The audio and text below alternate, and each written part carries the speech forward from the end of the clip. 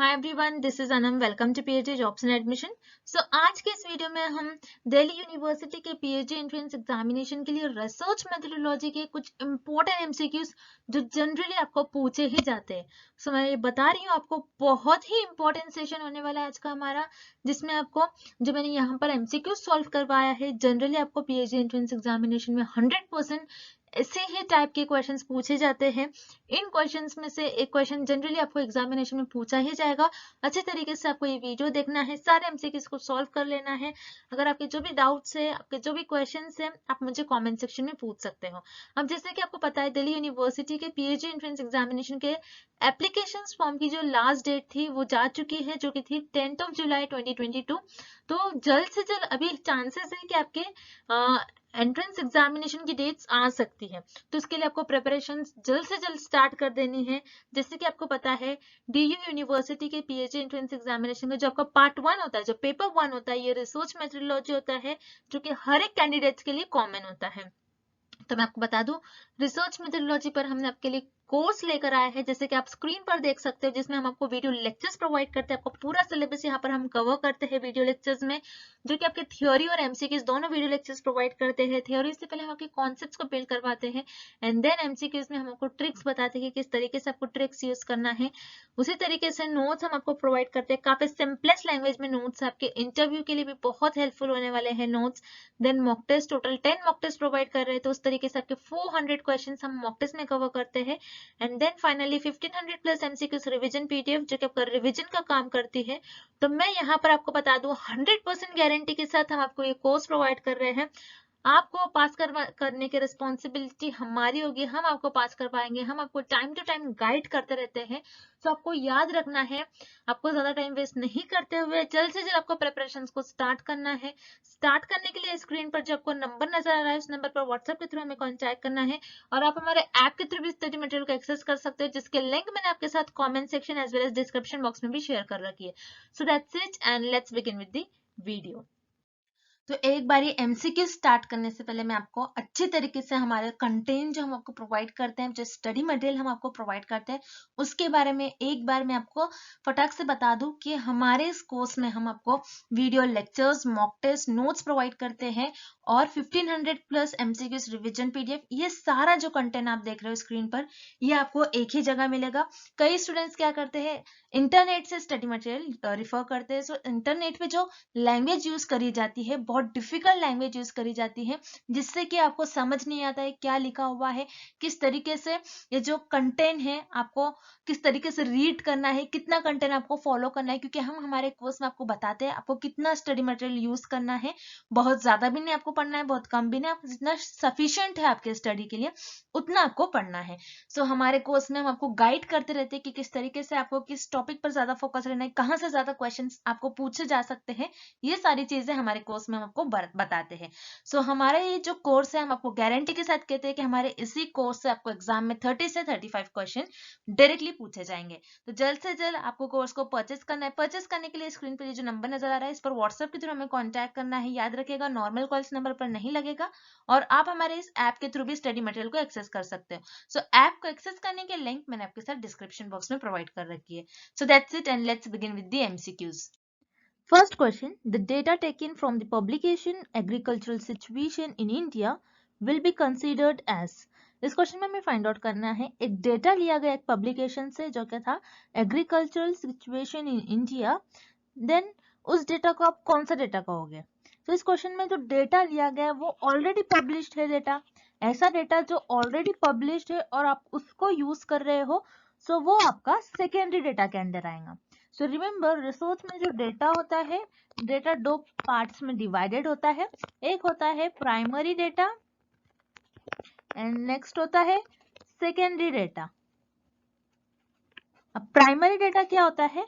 Primary data वो data होता है जो रिसर्चर खुद जनरेट करते हैं, उसको हम कहेंगे प्राइमरी डेटा। अब रिसर्चर खुद कैसे डेटा जनरेट करेंगे? Through observations, through interviews, through questioners, ये सारे मेथड्स यूज कर खुद डेटा को जनरेट करेंगे।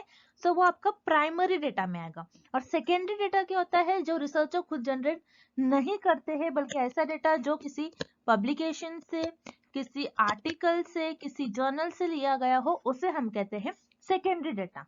सो यहाँ पर एक डेटा लिया गया एक पब्लिकेशन से जो कि था एग्रीकल्चर सिचुएशन इन इंडिया। सो ये डेटा ऑलरेडी पब्लिश्ड है और पब्लिकेशन से लिया गया है, सो ये आपका आएगा सेकेंडरी डेटा के अंडर। सो रिमेंबर, हम एक बार फिर से देख लेते हैं प्राइमरी डेटा और सेकेंडरी डेटा क्या होता है। प्राइमरी डेटा वो डेटा होता है जो रिसर्चर खुद जनरेट करते हैं थ्रू ऑब्जर्वेशंस, इंटरव्यू, क्वेश्चनेयर के थ्रू खुद डेटा को जनरेट करते हैं। और सेकेंडरी डेटा क्या होता है, जो ऑलरेडी पब्लिश डेटा होता है वो आपका सेकेंडरी डेटा होता है। जैसे आपने किसी डेटा को किसी पब्लिकेशन से लिया है, किसी आर्टिकल से, जर्नल से, इंटरनेट के थ्रू जो डेटा लिया है वो आपका सेकेंडरी डेटा के अंदर आएगा। So for this question, option B here is the right answer, secondary data. Next question. Sampling frame is a term used for. इस क्वेश्चन में हमें फाइंड आउट करना है सैम्पलिंग फ्रेम, ये टर्म हम किस लिए यूज करते हैं। सो आपको पहले पता होना चाहिए कि सैम्पलिंग फ्रेम होता क्या है। तो सैम्पलिंग फ्रेम मतलब एक लिस्ट होती है, उस लिस्ट में आपके जो पॉपुलेशन होती है, पॉपुलेशन में जो भी मेंबर्स होते हैं उनकी सारी इंफॉर्मेशन इस लिस्ट में प्रेजेंट होती है और विथ नेम। ओके, और इस लिस्ट में से आप क्या करते हो, रैंडमली कोई भी पर्सन को आप सिलेक्ट कर लेते हो और ये आपके सैम्पलिंग यूनिट्स बन जाते हैं और रिसर्चर इन पर रिसर्च परफॉर्म करते हैं, अपनी स्टडी परफॉर्म करते हैं। तो सैम्पलिंग यूनिट्स क्या होता है, एक लिस्ट होती है जो पॉपुलेशन में आपके जितने भी मेंबर्स हैं उनकी सारी इंफॉर्मेशन विद पर्टिकुलर उनका नेम भी मेंशन होता है और उस लिस्ट में से आप रैंडमली सैंपल्स को अपने सेलेक्ट कर लेते हो, वो आपकी सैम्पलिंग यूनिट्स बन जाती हैं जिस पर आप रिसर्च परफॉर्म करते हो और उन पर आप आपकी स्टडी परफॉर्म करोगे। जो भी आपका टॉपिक है उस पर आप रिसर्च परफॉर्म करेंगे उन लोगों पर। तो यहाँ पर आपका करेक्ट ऑप्शन हो जाएगा sampling frame is used for a list of sampling units of a population. तो यहाँ पर आपका ऑप्शन सी करेक्ट हो जाएगा। Next question. If a researcher wishing to draw a sample from sequentially numbered invoices uses a random starting point, then draws every 58 invoices, he or she has thus drawn a sample. इस question में हमें find out करना है, एक researcher है और उस researcher को अपना सैंपल लेना है। तो रिसर्चर के पास एक नंबर ऑफ इनवॉइसेस है। नंबर ऑफ इनवॉइसेस, इनवॉइसेस का मतलब होता है बिल्स।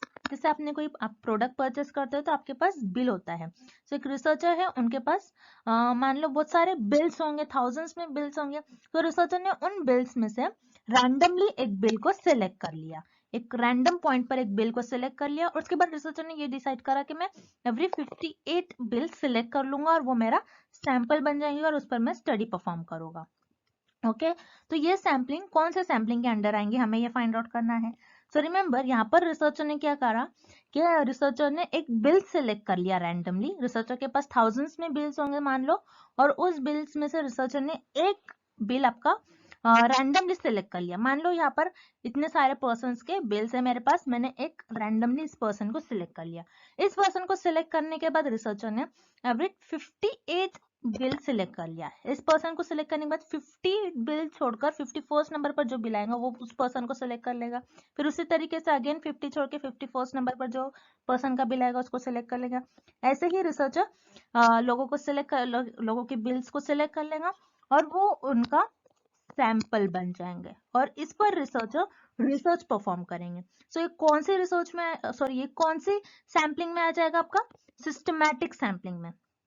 रिमेंबर, क्योंकि आप क्या कर रहे हो, एक इंटरवल पर अपने सैंपल सेलेक्ट कर रहे हो कि आप पहले से डिसाइड कर रहे हो कि मैं हर 58 छोड़कर 51st वाले को 51st बिल में सिलेक्ट कर लूंगा, 51st वाले पर्सन को मैं सिलेक्ट कर लूंगा। तो आप पहले से ही डिसाइड कर लो, आपने एक स्ट्रक्चर बना लिया। तो ये सिस्टमैटिक तरीके से जा रहे हो। सो आपका आता है सिस्टमैटिक सैम्पलिंग में, जहां पर आप पहले एक रैंडम स्टार्टिंग पॉइंट सिलेक्ट कर लेते हो, देन उसके बाद आप इंटरवल डिसाइड कर लेते हो कि आप कौन कौन से इंटरवल पर आपका सैंपल सिलेक्ट करने वाले हो। देन यहाँ पर आपका ऑप्शन ए, बी एंड सी क्या गिवन है, simple, random, sequential and stratified. तो ये तीनों सैम्पलिंग मेथड में आप रैंडमली सैंपल्स को सिलेक्ट करते हो, यहाँ पर आप कोई इंटरवल डिसाइड नहीं करते हो। दैट्स व्हाई यहाँ पर आपका ऑप्शन ए, बी और सी तीनों भी इनकरेक्ट हो जाएंगे और यहाँ पर आपका करेक्ट ऑप्शन हो जाएगा option D, systematic sampling. Remember, एक बार हम फिर से देख लेते हैं। सिस्टमैटिक सैम्पलिंग में आप पहले आपका जो एक रैंडम स्टार्टिंग पॉइंट होता है आप उसको सिलेक्ट कर लेते हो, देन आप पहले इंटरवल डिसाइड कर लेते हो उसके बाद कि आप कितने नंबर्स पर अपने सैंपल्स को सिलेक्ट करने वाले हो, देन आप सिलेक्ट करते हो और वो आपका सैंपल बन जाता है एंड देन उस पर आप स्टडी परफॉर्म करते हो। सो ऐसा आप सिस्टमैटिक सैम्पलिंग में करते हो। दैट्स व्हाई आपका करेक्ट ऑप्शन हो जाएगा option D, systematic sampling. Next, two variables are said to be perfectly negatively correlated if. इस क्वेश्चन में हमें फाइंड आउट करना है कि अगर दो वेरिएबल है वो परफेक्टली नेगेटिव कोरिलेटेड है तो वो किस सिचुएशन में हम उसको कहेंगे कि वो परफेक्टली नेगेटिवली कोरिलेटेड है। तो रिमेंबर, आपके जो कोरिलेशनल रिसर्च है उसमें आपका एक कोएफिशिएंट होता है जिसे हम कहते हैं कार्ल पियर्सन्स कोएफिशिएंट। तो कार्ल पियर्सन कोएफिशिएंट की वैल्यू कोरिलेशनल रिसर्च में -1 से +1 के बीच में लाई करती है। अगर आपके जो कोरिलेशनल कोएफिशिएंट की वैल्यू -1 है, दैट मीन्स आपके जो वेरिएबल्स है वो परफेक्ट नेगेटिवली कोरिलेटेड है। और आपके अगर कार्ल पियर्सन कोएफिशिएंट की वैल्यू +1 है, दैट मीन्स आपके जो वेरिएबल्स है वो परफेक्ट पॉजिटिव कोरिलेटेड है। और अगर आपकी कार्ल पियर्सन कोएफिशिएंट की वैल्यू 0 है, मतलब there is no relation between the variable. अब इस क्वेश्चन में पूछ रहा है कि आपके जो वेरिएबल्स है उनके बीच में परफेक्ट नेगेटिव कोरिलेशन है। परफेक्ट नेगेटिव कोरिलेशन कब होगा? जब -1 वैल्यू होंगी। जैसे मान लो फॉर एग्जांपल, अगर आप एक्सरसाइज बहुत ज्यादा कर रहे हो तो आपका वेट क्या हो जाएगा? वो जल्दी लॉस हो जाएगा। तो यहाँ पर जो वेरिएबल्स है, एक वेरिएबल्स, दोनों भी वेरिएबल्स क्या हो रहे हैं? अपोजिट डायरेक्शन में मूव कर रहे हैं। मतलब अगर आप बहुत ज्यादा एक्सरसाइज करोगे तो आपका वेट भी बहुत ज्यादा कम होगा। तो यहाँ पर जो वेरिएबल्स है दोनों अपोजिट डायरेक्शन में मूव कर रहे हैं, तो इसे हम कहेंगे perfect negative correlation. So perfect negative correlation कब होगा? जब आपकी कार्ल पियर्सन कोएफिशिएंट की वैल्यू -1 हो। तो यहाँ पर आपको ऑप्शन बी और सी में कंफ्यूज नहीं होना है, बिकॉज क्वेश्चन में क्या बोल रहा है? कोरिलेटेड। इसलिए आपका करेक्ट ऑप्शन हो जाएगा option B, coefficient of correlation between them is -1। Okay, जो वेरिएबल्स है वो कैसे कोरिलेटेड होना चाहिए? नेगेटिवली। कब? जब उनकी वैल्यू -1 होंगी। -1 होंगी, दैट मीन्स उनके बीच में कैसा रिलेशन होगा? Perfect negative correlation. That's why आपका करेक्ट ऑप्शन हो जाएगा option B, coefficient of correlation between them is -1। Next, non sampling errors can be reduced by. इस क्वेश्चन में हमें फाइंड आउट करना है कि नॉन सैम्पलिंग एरर्स को हम कैसे कम कर सकते हैं और रिड्यूस कर सकते हैं। अब रिमेंबर, सैम्पलिंग में दो टाइप के एरर होते हैं। एक होता है सैम्पलिंग एरर और नेक्स्ट होता है नॉन सैम्पलिंग एरर। अब सैम्पलिंग एरर क्या होता है? आपके जो सैंपल्स है, आपने जो भी सैंपल लिया होगा वो पूरी पॉपुलेशन को रिप्रेजेंट नहीं कर रहा होगा। ओके, आपने ऐसे सैंपल चूज कर लिया है जो पूरी पॉपुलेशन को रिप्रेजेंट नहीं कर रहा है। अब मान लो आपको स्मोकर्स पर स्टडी करना है, जो लोग स्मोकिंग करते हैं उन पर स्टडी करनी है, और आपने ऐसे सैंपल्स ले लिया जो लोग अल्कोहल कंज्यूम कर रहे हैं, तो आपका जो रिजल्ट होगा, आपका रिजल्ट तो ऑब्वियसली इनकरेक्ट आ जाएगा इस केस में। तो सैम्पलिंग एरर क्या होता है? आपने ऐसा सैंपल सेलेक्ट कर लिया जो आपकी पूरी पॉपुलेशन को रिप्रेजेंट नहीं कर रहा होगा। और नॉन सैम्पलिंग एरर क्या होता है? जिसमें अगर आप जो सैम्पलिंग मेथड्स यूज करते हो, सैम्पलिंग परफॉर्म करते हो, उस टाइम पर आपसे जो मिस्टेक्स हो जाती है वो होगा आपका नॉन सैम्पलिंग एरर्स में। जैसे आपके जो रिस्पोंडेंट्स है, रिस्पोंडेंट ने कुछ रॉन्ग इन्फॉर्मेशन आपको दे दी। आपने जो इंटरव्यूज कंडक्ट किया होगा, इंटरव्यूज के थ्रू जो आप लोगों से रिस्पॉन्स ले रहे हो, आपने कुछ रिकॉर्डिंग में आपने जो आप रिस्पॉन्स उनके रिकॉर्ड कर रहे हो, आपसे कुछ मिस्टेक्स हो गई होंगी। डेटा कलेक्ट करने के टाइम पे आपसे कुछ मिस्टेक हो जाएगी, तो ये आपके नॉन सैम्पलिंग एरर में आएगा। तो नॉन सैम्पलिंग एरर को हम किस तरीके से रिड्यूस कर सकते हैं कि जब हम हमारा सैंपल साइज ज्यादा लेंगे तब आप हो सकता है कि नॉन सैम्पलिंग एरर्स कम हो जाए। अब मान लो जैसे 100 पॉपुलेशन है, 100 पॉपुलेशन में से आपने 90 सैंपल्स ले लिया। 100 पॉपुलेशन में टोटल 100 मेंबर्स है और 100 में से आपने 90 मेंबर्स ले लिया और उन पर स्टडी परफॉर्म करा, जो कि आपका सैंपल है। इस केस में आपका सैंपल साइज बहुत ज्यादा लार्ज है, मतलब जितना ज्यादा आपका सैंपल साइज लार्ज होगा उतना ज्यादा आपके रिजल्ट जो होंगे वो एक्यूरेट हो जाएंगे। ओके, इस केस में आपकी जो स्टडी होंगी वो 90% रिजल्ट आपके करेक्ट हो जाएंगे। 90 to 92% आपके रिजल्ट होंगे वो करेक्ट हो जाएंगे।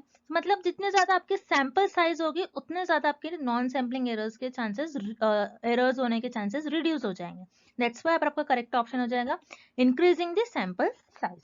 Next question, it is known that the amount of apple juice found in a 500 ml bottle is uniformly distributed between 495 ml and 510 ml. What is the probability that a randomly selected bottle of apple juice contains more than 500 ml of juice?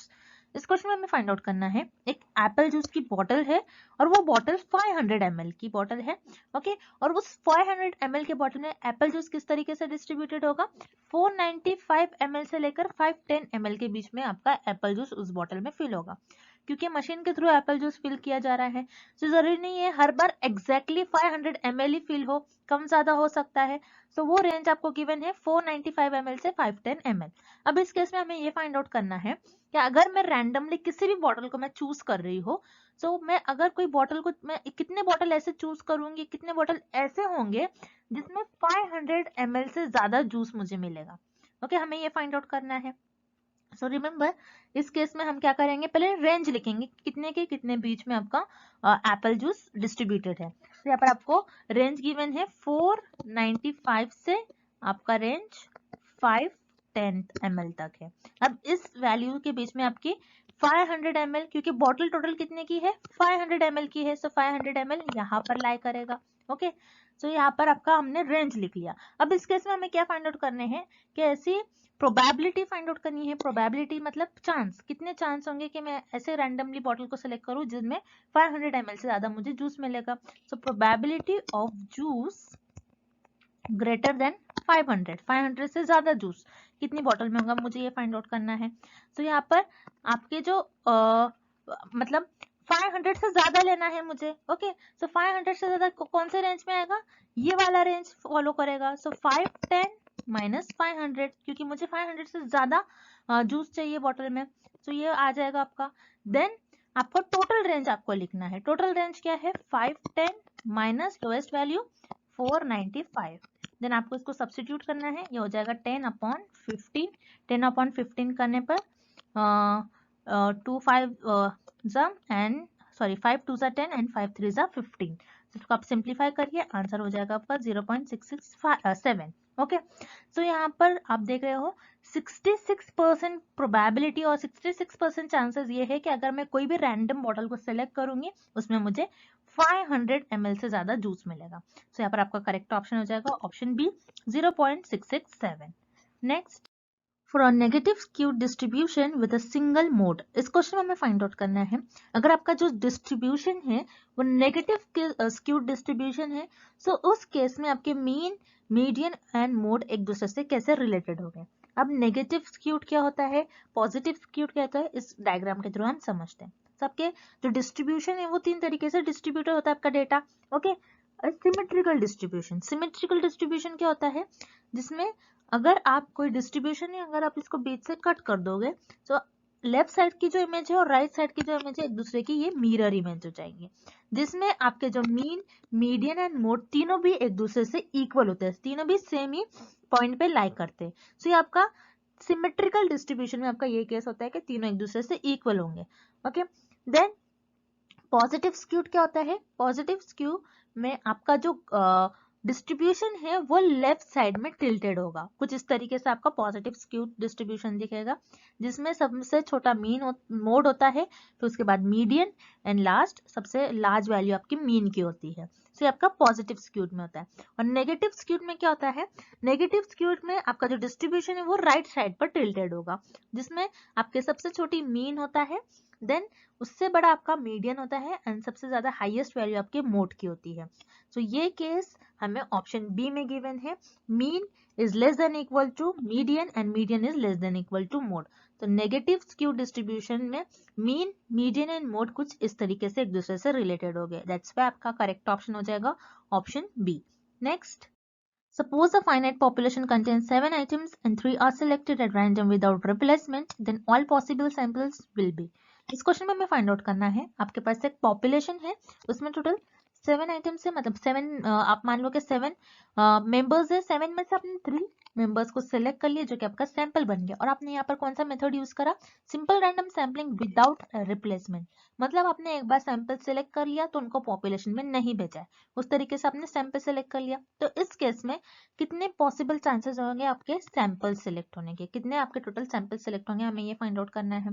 So remember, जब भी आप numerical solve करते हो तो आपको याद रखना है कैपिटल एन आपकी पॉपुलेशन को रिप्रेजेंट करेगा, स्मॉल एन हम सैंपल के लिए यूज करेंगे, ओके।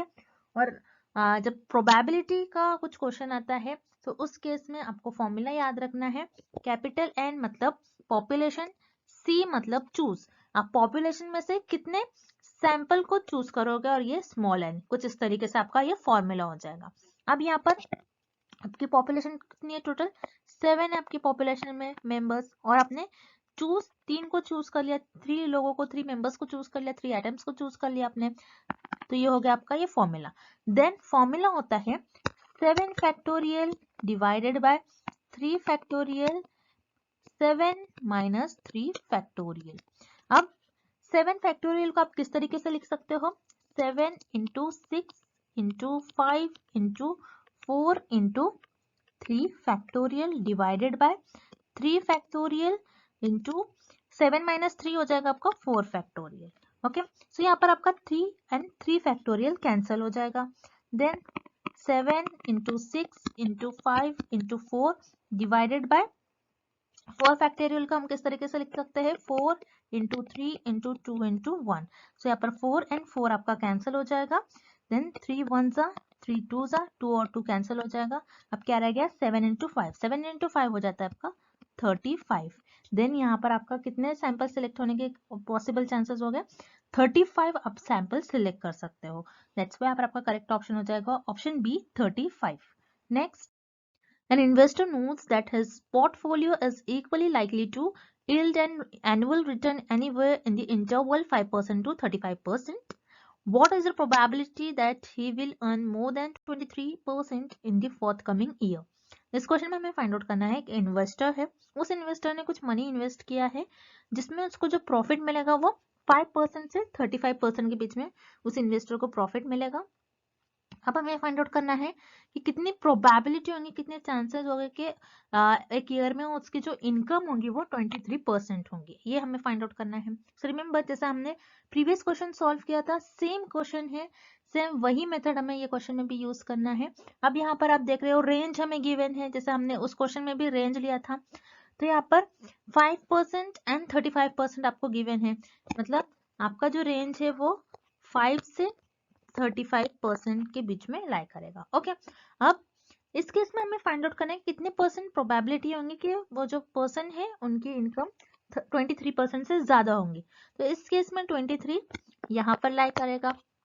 ओके, सो हमें फाइंड आउट करना है कि 23 से ज्यादा इनकम उनकी, मोर देन 23। ओके, यहाँ पर मोर देन 23 पूछा है probability, so probability of return greater than 23 equal to, हमें इक्वल टू देखना है, तो 23 से ज्यादा है। ओके, 23 से ज्यादा अर्न किया है उसने, तो हमें ये वाला रेंज लेना है, 35 माइनस 23 अपॉन टोटल रेंज लेना है 35 माइनस 5। तो इस केस में आपका आंसर हो जाएगा 12 अपॉन 30। 12 अपॉन 30 को अगर आप सिंप्लीफाई करते हो तो आंसर आ जाएगा आपका 0.40, मतलब 40% चांसेस है उस पर्सन के कि वो 23% से ज्यादा अर्न कर रहा होगा। दैट्स व्हाई आपका करेक्ट ऑप्शन हो जाएगा ऑप्शन सी 0.40। नेक्स्ट,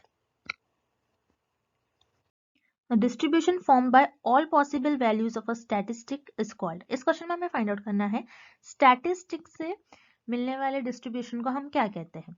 सब में पहले पता होना चाहिए स्टैटिस्टिक क्या होता है। स्टैटिस्टिक मतलब आपके जो सैंपल्स है, सैंपल्स आपको जो भी डेटा मिल रहा है उसको हम कहते हैं स्टैटिस्टिक। ओके, जैसे फॉर एग्जांपल आपका सैंपल का मीन। ओके, अब जैसे मान लो मेरे पास एक पॉपुलेशन है, उसमें से जो रेड है ये मेरे सैंपल्स है। ओके, अब मुझे ये जो सैंपल्स है इनसे मुझे मीन मिल रहा है, तो ये मेरे सैंपल 1 है, सो मैं ये लिखूंगी μ1। ये सैंपल 2 है, सो ये हो जाएगा μ2। ये सैंपल 3 है μ3। सैंपल 4 है μ4। ओके, ये मेरे सैंपल का मीन मिल गया मुझे। अब सैंपल का जो मीन है, जो इंफॉर्मेशन मिल रही है मुझे सैंपल से, मैं उसको कुछ इस तरीके से डिस्ट्रीब्यूट कर दूंगी। ये मेरा μ1 है, ये आपका सैंपल है, एक्स एक्सिस पर ये μ2 है, ये μ3 है, ये μ4 है। सो ये कुछ सैंपल इस तरीके से डिस्ट्रीब्यूटेड होगा, मेरा डेटा कुछ इस तरीके से डिस्ट्रीब्यूटेड होगा। ओके, सो मतलब स्टैटिस्टिक से मिलने वाले डिस्ट्रीब्यूशन को हम कहते हैं सैम्पलिंग डिस्ट्रीब्यूशन। ओके, स्टैटिस्टिक का मतलब ये होता है कि सैंपल से जो मिल रहा है हमको डेटा, उसे हम कहते हैं स्टैटिस्टिक, और स्टैटिस्टिक से मिलने वाले डिस्ट्रीब्यूशन को हम कहते हैं सैम्पलिंग डिस्ट्रीब्यूशन। दैट्स व्हाई आपका करेक्ट ऑप्शन हो जाएगा option D, sampling distribution. And thank you for watching this video. See you tomorrow.